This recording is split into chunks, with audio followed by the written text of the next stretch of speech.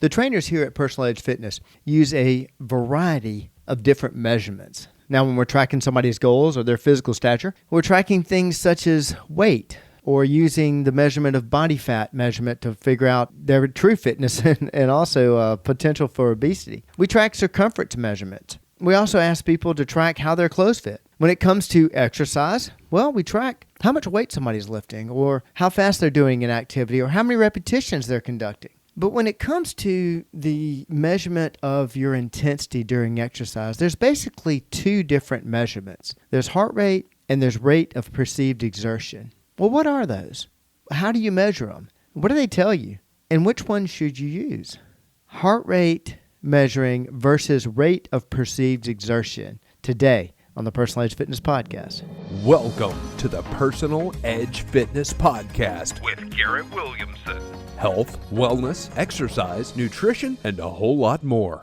Got questions? Call us and leave a message at 251-278-EDGE or message us at Personal Edge Fitness on Facebook and Instagram, at Team PE on Twitter, or personaledgefitness.com. Good day and welcome to the Personal Edge Fitness Podcast. My name is Garrett Williamson. I'm president of Personal Edge Fitness. Thank you so much for tuning in today, and I appreciate you checking out our podcast, and I appreciate also all the questions that we've been getting, not only for the Ask Katie section, but also in general about questions dealing with health, fitness, and wellness. In fact, this particular podcast came from a question that we had from a client about exercise intensity and how to measure it. Before we get into this, I want to tell you, of course, how to get in touch with us. If you have any questions about dealing with health, fitness, and wellness, or if you have any questions about our Ask Katie section, which is becoming rather popular, you can reach out to us at area code 251-278-3343. That's 251-278-EDGE. You can also contact me at Garrett, Garrett, at personaledgefitness.com. That, of course, is our website, and also our Facebook page, which many of you may be watching this podcast there, and thank you again for joining us. Hit me up on Twitter at Team PE if you're so inclined. As I said in the introduction, there's several different ways of measuring, and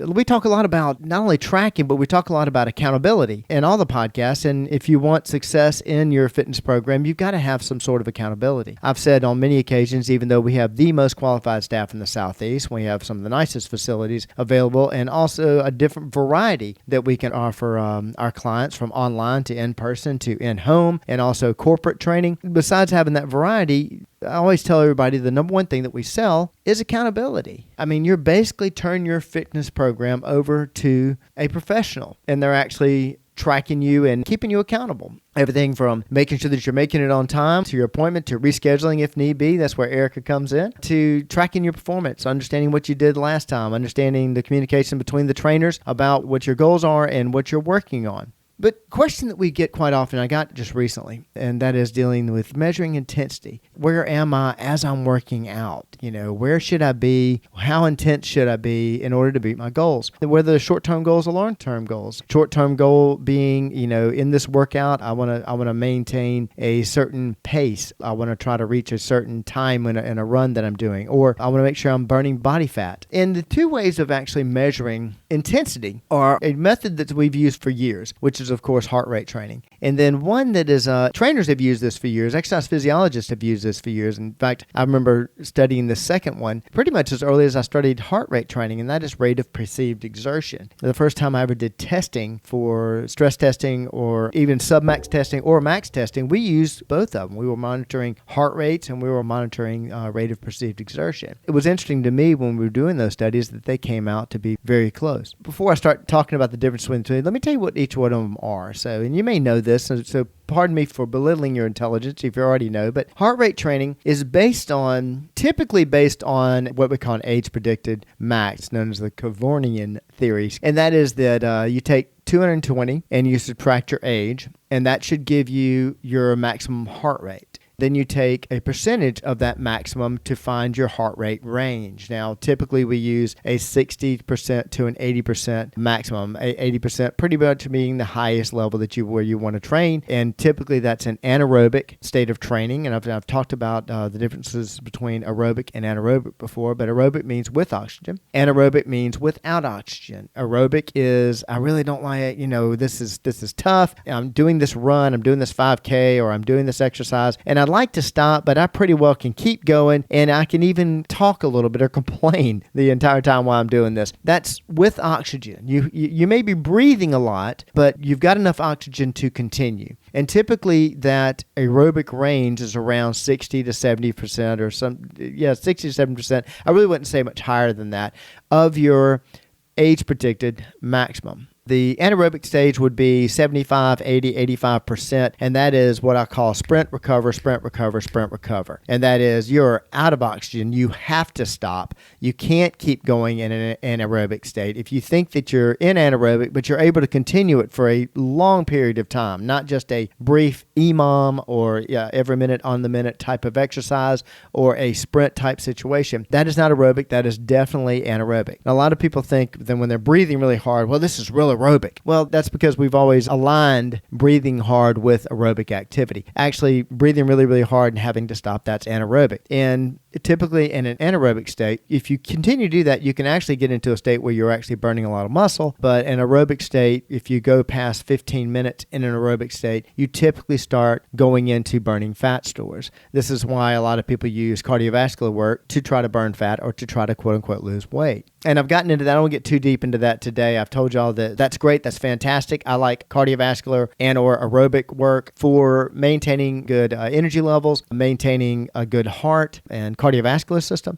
but not if you're really aggressively trying to drop body fat, anaerobic type training is actually better. And the reason I've said that before is during the workout itself, you don't burn as many calories, most likely, and burn as much during that bout, but the benefits that you'll get from breaking down muscle tissue in an anaerobic session after the workout is over, during the recovery phase, and actually gaining more muscle, you'll actually burn more calories because of that anaerobic workout. And I'm going way down a rabbit hole there, but that's basically what heart rate training is tracking that number. How do you track it? Well, there's a variety of different devices. Some cardiovascular machines have heart rate monitors on them. They're fairly accurate. They're not always right on, but they're going to give you a good change. They're going to give you a good difference and get an idea of where you are during the exercise. I will tell you that if you hold on to the monitors the entire time during the bout, you're going to start to get erratic readings. It's better to do checks of them, and you can do periodic checks. It depends on how long you're doing the exercise, but I would say in a 30-minute bout, you want to check it every 3 to 5 minutes. You want to hold the heart rate monitors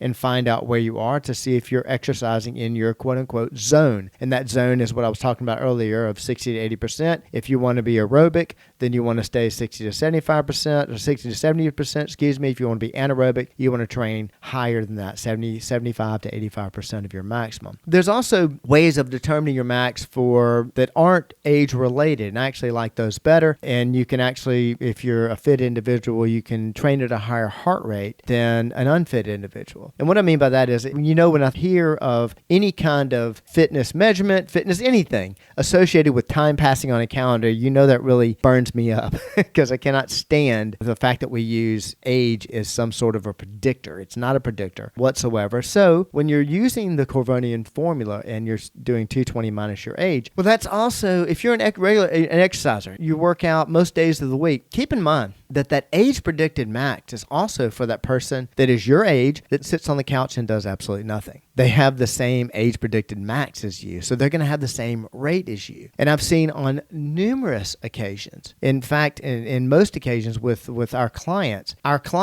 can actually operate at a younger, I'll term it younger if you're using 220 minus your age, they can actually operate at a younger person's heart rate zone than, say, somebody that doesn't exercise on a regular basis. That's actually where I find fault with the heart rate and age predicted max and age predicted zones or using that as a measurement of intensity. It's still good. There's nothing wrong with it. Besides using the monitors on a machine, of course, there are a myriad of devices. And unless you've been living on a rock for the last 10 years, you probably know of these devices. Polar was a company that led the charge pretty much in the 80s. They were it. Polar was the company that produced devices that measured. They had the first heart rate monitors. And back then, we used to use a lot more heart rate training through the mid to late 80s and definitely throughout the 90s. In fact, in our facility, we had heart rate monitors that clients could use during their session. And they were good ways of getting an idea of where we wanted to keep a person on target. Again, I'm not against that method and not against those devices, but they've gotten more sophisticated. Polar's still a good company. They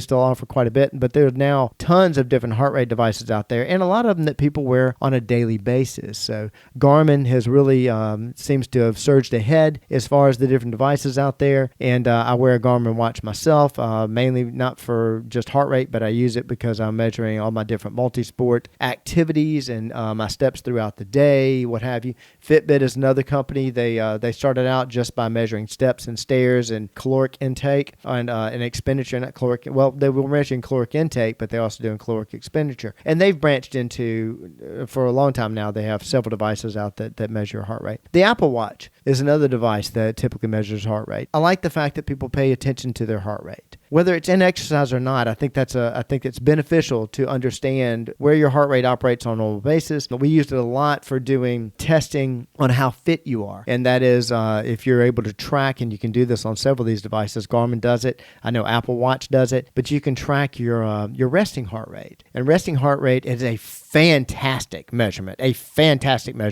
on how fit you are. And so I am a fan of heart rate. I'm not as big a fan of heart rate in using it during the workout as I am measuring your level of fitness as far as your resting heart rate is concerned and getting an idea of how fit you are. The lower your resting heart rate is, typically the more fit you are. And actually you sleep better because of that. So I would lean more towards heart rate measurement that way.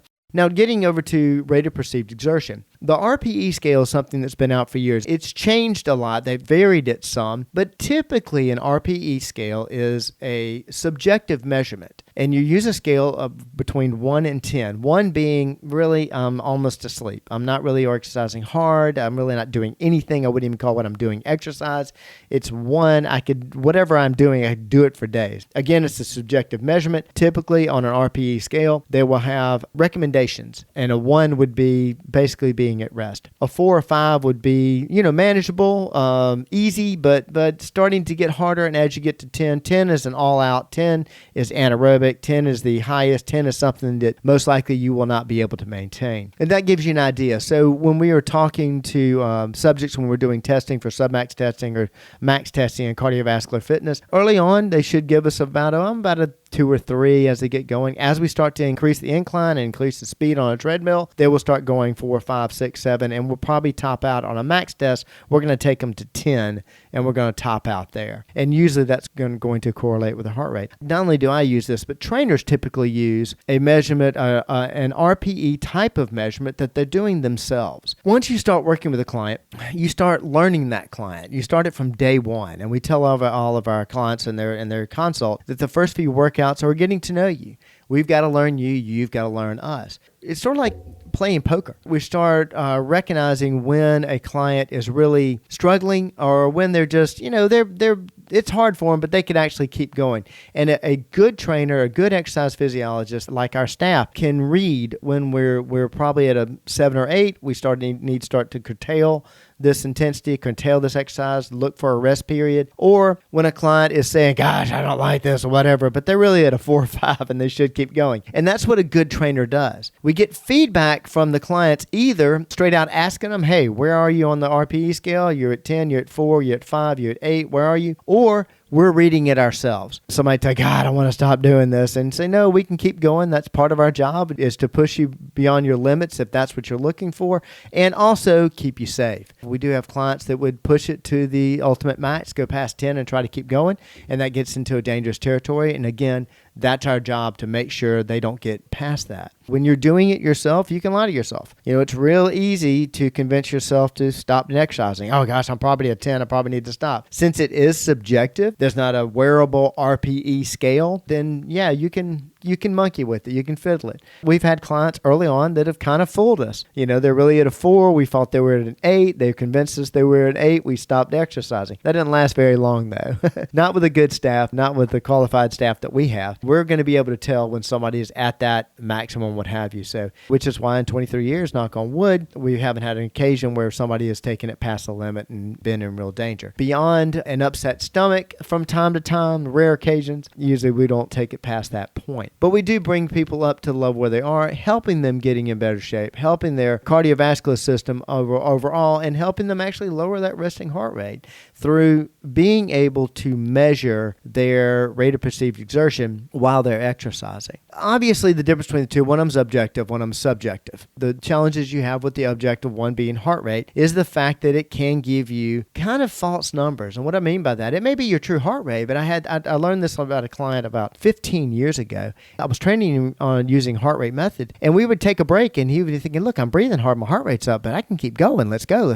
And found out through his rate of perceived exertion that he looked like on his numbers, according to his age predicted max, he should have been at an 8 or 9. Well, his age predicted max, like I said earlier, because he was in good shape, he could actually operate at a higher heart rate. So I'm using somebody that at the time he was in his 50s, we were using age predicted max in that territory, and he actually was operating at an age predicted max of someone in their 40s and having no trouble whatsoever being able to maintain that level. And so that's where the objective number, it does give you a hard, fast number. It does tell you where your heart rate is, but especially when you're in really good shape, it can be a false positive. RPE, like I said a minute ago, the pitfalls of it are that it is subjective, and you can fool yourself, or you can possibly fool a trainer. A good trainer with a degree in the field, been doing this for a while, like my staff, you're not going to fool them very long. So the rule of thumb on it, if you're really interested in getting into, and you're starting exercise and you're getting into it and you want to know which system to use, I would use this as your rule of thumb. If you're new to exercise, if you're just getting started and you really want to keep yourself in a safe range, then I would highly recommend using the heart rate method. That's going to be a wearable. You're going to be able to track it. And also, most of the wearables are going to graph it for you. They're going to keep historical data on it. So you can go back and look where you were 3 weeks before and where you are now. And a fantastic method. But I would say once you've been exercising for a while and you're really into this and you're starting to really make changes, you're getting more intense, you can handle higher intensity levels, and you want to handle those higher intensity levels because you're interested in making those goals, I'd switch to RPE. I would switch to more of a rate of perceived exertion, especially if you're working with a qualified trainer where they're helping you monitor your RPE. When in doubt, use both. Nothing wrong with that whatsoever. If you're really into exercise, most likely you're using some wearable, you're using some device that's going to track your heart rate. So that'll give you kind of an idea. And if you want to know, wow, I'm kind of curious, I feel like I'm at an 8.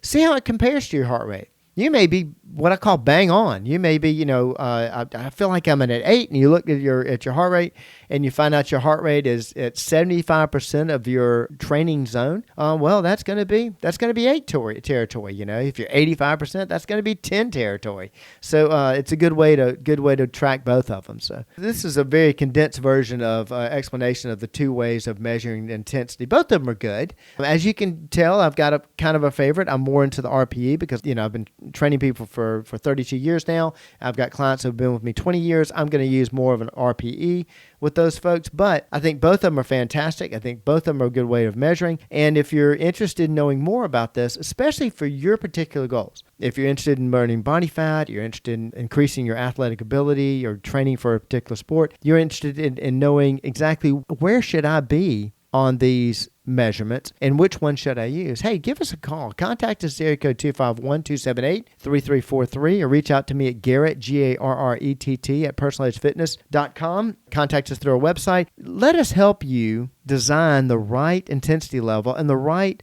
measurement for your fitness, because we're interested in you hitting your goals, and we're interested, of course, in you reaching your level of wellness. Thank you so much for joining me today. Stay tuned for our next podcast, and have a great day. Thanks for listening to the Personal Edge Fitness Podcast with Garrett Williamson. Subscribe now and be a part of the show by calling 251-278-EDGE, or message us on Facebook and Instagram at Personal Edge Fitness or at Team PE on Twitter, and visit us at personaledgefitness.com.